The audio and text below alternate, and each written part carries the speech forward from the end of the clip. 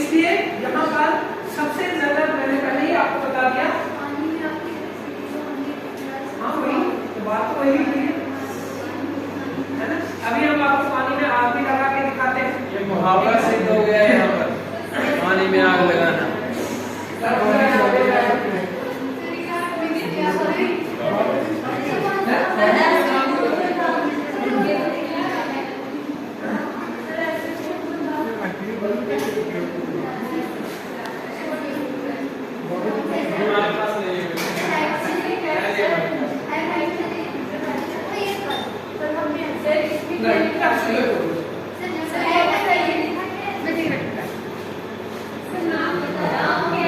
नाम सर बोलेंगे ना,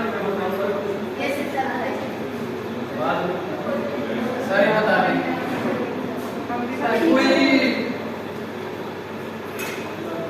साइक्लिंग ग्रुप में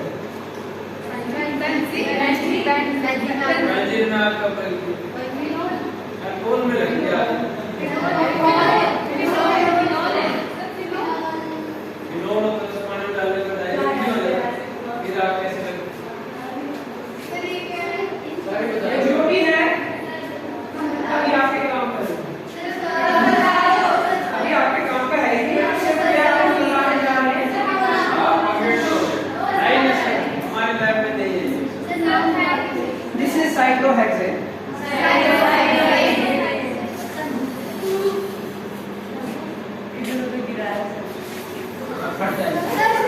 थोड़ा साइड में चले सर थोड़ा। अब देखो जैसे सपोज अगर कहीं पर ये आग लग गई, ठीक है ना, जैसे सपोज यहाँ पर ये लगी, तो सपोज कहीं पर आग लग जाती है, इसके लिए हमारे पास एक ये पकड़ना से वो ऊपर जो लगा CCl4 अगर आप यूज करोगे तो दैट इज हाईली कार्सिनोजेनिक। और जो भी कोई CCl4 यूज करता है तो विद इन 3 or 4 years जो है उसकी डेथ हो जाती है डेफिनेटली।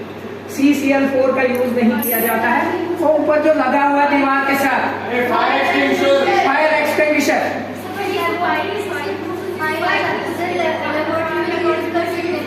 किसका?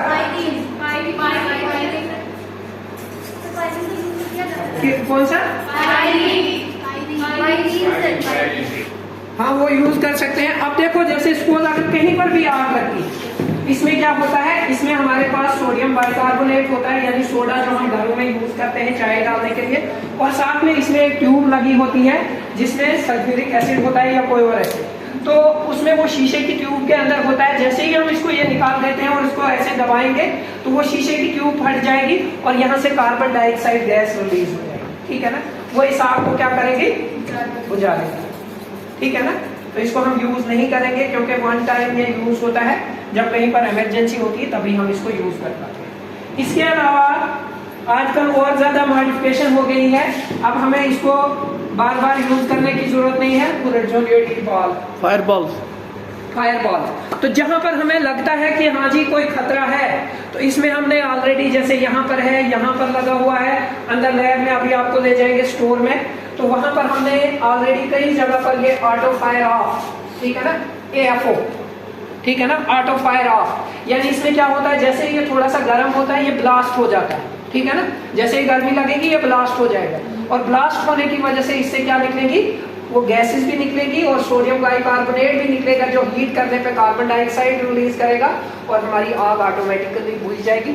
इसलिए हम इसको कहते हैं AFO, ऑटो फायर ऑफ, ठीक है ना।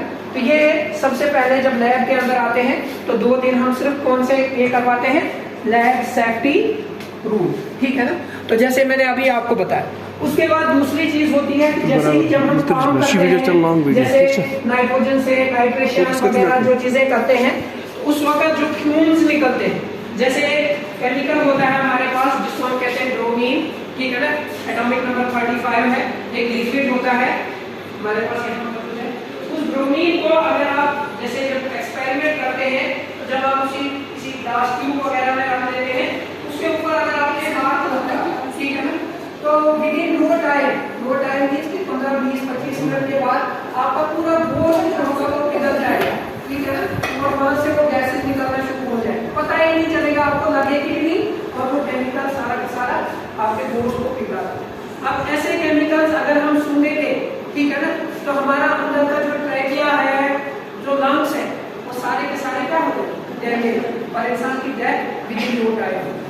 ऐसे केमिकल्स को जब हमें ट्रीट करना होता है, जब कोई एक्सपेरिमेंट करना होता है, उसके लिए ये आगे आ जाओ,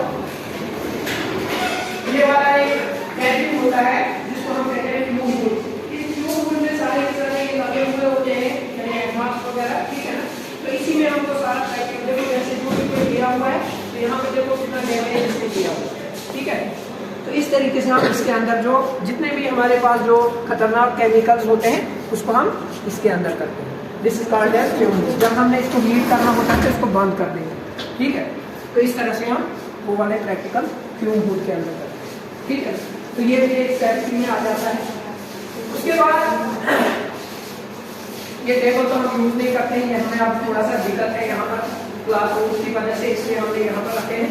अदरवाइज केमिस्ट्री लैब में जब भी आते हैं तो कोई बैठता नहीं, ठीक है। यानी ये रूल है केमिस्ट्री लैब का, आपने बैठना नहीं है और लीन करके नहीं बैठना, क्योंकि केमिकल्स वगैरह लगे हुए होते हैं। तो पहले ही मैंने आपको बता दिया कि केमिकल कितने डेंजरस हो सकते हैं। इसी तरीके से जो बाकी जो है, जैसे ऑलवेज वियर लैब कोट, ठीक है ना, तो लैब कोट जरूरी होता है, कंपलसरी होता है। उसके बाद डू नॉट इंसर्ट स्पैचुला और pipette into the reject water. ये जो होता है this apparatus is called as spatula, ठीक है ना, यानी इसको हम क्या कहते हैं, स्पैचुला, यानी जो चम्मच का काम करता है, ठीक है। इसी तरीके से वर्क है, अभी apparatus में आपको दिखा देता हूँ कौन-कौन से होते हैं। Wear gloves and goggles during experiment, यानी वो प्रोटेक्टिव गॉगल्स और ग्लोव्स जो होते हैं वो कंपलसरी होते हैं, ठीक है ना। उसके बाद learn to operate fire extinguisher, जैसे मैंने आपको बता दिया कि इसको पहले, यानी जैसे ही आपको पता लगा आग है तो ये निकाल दिया, ठीक है ना, इसको निकाल दिया और यहाँ पर इसको प्रेस करना है और आग के नजदीक, और इसको थोड़ा यहाँ पर इस तरह से रखना है, ठीक है ना। तो इसमें से ऑटोमेटिकली गैस जो है हाई प्रेशर से उस फ्लेम की तरफ जाएगी और आग को बुझा सकती है। उसके बाद है never ever try to taste the chemicals. इसमें एक केमिकल हमारे पास यहाँ पर ऐसा भी है, ठीक है ना, उस केमिकल को अगर स्किन के साथ टच हुआ, ठीक है ना, तो विद इन 5 सेकंड इंसान की डेथ हो जाती है। और अगर आपने उसको टेस्ट किया तो जिसने भी टेस्ट किया है खाली एस लिख पाया है, आगे पता नहीं है कि वो साल्टी लिखना चाहता था, सॉर लिखना चाहता था या स्वीट लिखना चाहता था, ठीक है ना। सिर्फ इसका मतलब यह है कि वो बिटर नहीं है, वो बिटर नहीं है। That is potassium cyanide, deadly poisonous chemical, ठीक है ना। यानी सिर्फ टच करने से, जबान पर टच करने से, यानी अगर सपोज यहाँ पर कहीं लगा होगा तो निश्चित, जैसे आपने टच किया तो विद इन 5 सेकंड्स तो, लेकिन अगर हमने टेस्ट किया तो within no second, means 1 second के अंदर, ठीक है ना। तो इसलिए यहाँ पर never ever try to test any chemicals with यामानी आपकी लैब में, ठीक है ना। उसके बाद keep first aid within reach, यानी फर्स्ट एड बॉक्स हमारे लिए कंपलसरी होता है केमिस्ट्री लैब में, ठीक है। Never use flammable chemical in open vessel, जैसे मैंने अभी आपको बताया कि फ्लेमेबल केमिकल, जितने भी हमारे पास फ्लेमेबल केमिकल्स हैं अभी आपको दिखाएंगे, उनके लिए अलग से हमने यहाँ पर स्टोर रखा हुआ है, अलग से वो कैबिन रखा हुआ है, वो अलग से लाउड होते हैं फ्लेमेबल केमिकल। उसके बाद never use in flammable chemical in open vessel, ठीक है। उसके बाद है do not add water to acid, do not add water to acid, यानी एसिड के अंदर पानी नहीं डालना है बल्कि पानी के अंदर एसिड डालना है। ऐसा क्यों? क्योंकि जब हम डाइल्यूशन करते हैं तो वहां पर बहुत ज्यादा हीट रिलीज हो जाती है, और उस हीट की वजह से क्या होगा कि आपका जो एपरेटस है, आपका जो बीकर है या जिस टेस्ट ट्यूब में आप एक्सपेरिमेंट कर रहे हो तो वो बर्स्ट हो जाएगी, ठीक है। और बहुत सारे एक्सीडेंट्स ऐसे हुए हैं कि जहां पर किसी की आंख चली गई है, किसी का कोई बॉडी पार्ट चला गया है, सिर्फ छोटे छोटे ही एसिड्स की वजह से। Never suck the liquid chemical, ठीक है ना, यानी जब हमें कोई केमिकल वगैरह यूज करना होता है तो जनरली हम पिपेट का यूज करते हैं। अभी आपको बताते हैं पिपेट क्या होता है जी। फिर दोस्तों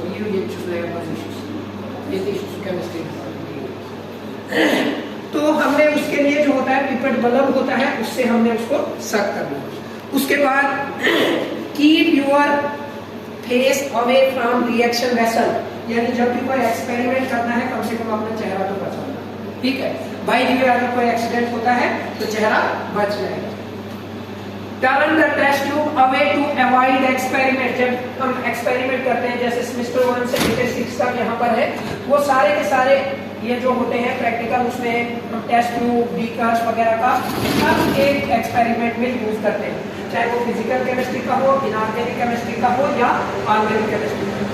उसमें जनरली टेस्ट ट्यूब वगैरह को हीट करना पड़ता है, तो उनके लिए फिर टेस्ट ट्यूब स्ट्रेट है। अभी आपको एपरेटस भी दिखाएंगे कि किस तरीके से हमने उनको यूज करना होता है in order to avoid accident. क्योंकि बहुत सारे एक्सीडेंट्स ऐसे हुए जैसे आप बच्चे यहाँ पर हो, किसने यहाँ पर ऐसे इसको हीट करना शुरू कर दिया और यहाँ से केमिकल उछल के दूसरे पे पड़ गया तो उसको भी नुकसान हो जाता है। Use laboratory material with instructors permission, यानी जो इंस्ट्रक्टर्स आपके होंगे या टीचर्स होंगे उनकी परमिशन से ही आपने एक्सपेरिमेंट करना है। ये नहीं कि अपनी मर्जी से आपने कोई भी एक्सपेरिमेंट करना। यानी यहाँ पर मैंने आपको पहले ही बताया कि सिंगल एक केमिकल बॉटल को भी आप अपनी मर्जी से टच तक नहीं कर सकते, क्योंकि हो सकता है वो कितना हैजर्डस होगा, वो कितना हार्मफुल आपके लिए होगा, वो आपको पता नहीं है, ठीक है ना। उसके बाद है do not fool around in the laboratory, यानी बाकी लेबोरेटरीज में आप तो मस्ती कर सकते हो, लेकिन केमिस्ट्री में आपकी मस्ती बहुत भारी पड़ सकती है, ठीक है ना। अब हम थोड़ा सा आपको पहले लैब विजिट करवाते हैं, वहीं पर मैं साथ साथ में आपको एक्सपेरिमेंट्स के बारे में भी बताता हूँ। तो सबसे पहले है हमारे पास इंस्ट्रूमेंटेशन यूनिट, ठीक है। इस इंस्ट्रूमेंटेशन यूनिट में हम वो एक्सरे करते हैं ना, या अल्ट्रासाउंड मशीन, इसी तरीके से हम केमिकल का एक्सरे और अल्ट्रासाउंड मशीन, यानी इसमें क्या होता है कि हर एक चीज का अपना अपना प्रोग्राम बनता है, इसे नंबर डालते हैं और इसको यहाँ पर आता है, ठीक है ना। ये हाई लेवल के रिसर्च के होते हैं। उसके बाद जो है ये डेसिकेटर कहलाता है, ठीक है ना।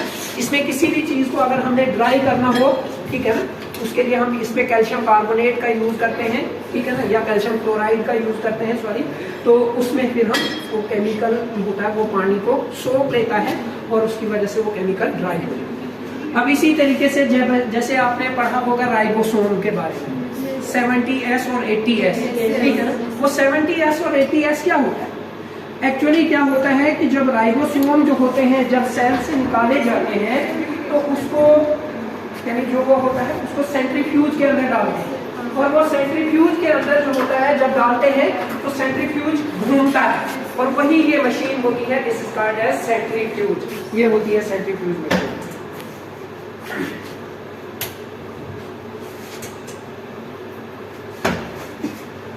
वहां पर वो स्विच ऑन कर दो आराम से। हाँ, ये देखो, ये होती है सेंट्रीफ्यूज मशीन। अभी कुछ नहीं डाला, ये मैं खाली आपको दिखा रहा हूँ। ये देखो घूम रहा है ना। Yes sir, yes sir. Washing machine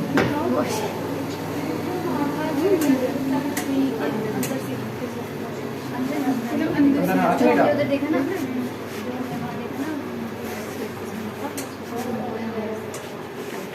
तो ये तकरीबन 8000 रोटेशन पर मिनट के हिसाब से देता है, और बड़े भी, इससे बड़े भी हैं हमारे पास सेंट्रीफ्यूज, ठीक है। तो छोटा मोटा है, 3-4 लाख रुपए वाले भी वो बहुत ज्यादा इसकी रोटेशन होती है, ठीक है ना।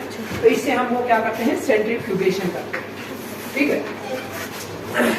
उसके बाद ये जो होता है this is called as atomiser, यानी इसमें क्या करते हैं, जैसे वो स्प्रे की जाती है तो इस तरह से वो स्प्रे वगैरह करने के लिए यूज किया जाता है। ये जो होता है this is called as conical flask, ठीक है ना, कोनिकल फ्लास्क या एलन मेयर फ्लास्क, ठीक है ना। ये होता है ट्राइपॉड स्टैंड, ठीक है, tripod stand, this is called as funnel, ठीक है। तो ये जो होता है this is called as measuring cylinder, ठीक है ना। तो जब हमें कोई चीज मेजर करनी होती है तो उसके लिए हम ये यूज करते हैं measure, this is called as measuring flask, ठीक है ना, मेजरिंग, ठीक है। तो उसके बाद हमारे पास जो है ये होता है मैग्नेटिक स्टाइलर, ठीक है ना, विद हार्ड प्लेट। तो इसमें जब हम यह इसको ओपन कर देते हैं और इसके ऊपर कोई वो चीज़ मतलब ऑटोमेटिकली वो शेक करनी होती है, तो उसमें एक छोटी सी बीड होती है मैग्नेट की, तो वो घूमना शुरू हो जाती है, ये जो होती है this is called as rotatory vacuum evaporator या रोटा इसको शॉर्ट में कहते हैं, ठीक है ना। इसमें क्या किया जाता है, इसमें यहाँ पर जो कोई एक्सट्रैक्ट वगैरह निकालते हैं जब प्लांट्स मटेरियल का, उस पर रिसर्च करनी होती है, उसमें से फिर केमिकल्स और वो जो एक्सट्रैक्ट होता है उसको अलग करने के लिए यहाँ पर वो मशीन फिट की जाती है और ये वाला पोर्शन जो होता है ये यहाँ पर फिट हो जाता है, तो उसको फिर हम यूज करते हैं। This is called as heating, ठीक है।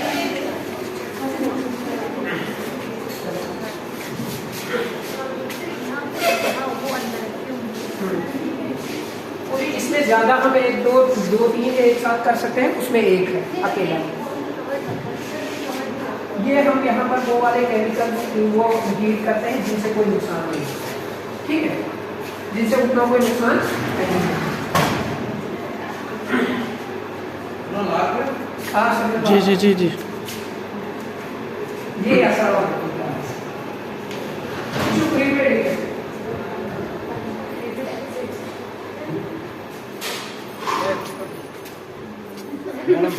मुझे जाने दीजिए, नीचे बैठ जाती मेरा पता ही नहीं है कौन लेके गया था, इधर मैं फोटो भी खींच रहा हूँ, नीचे खींचना पड़ेगा। सारे आ रहे हैं।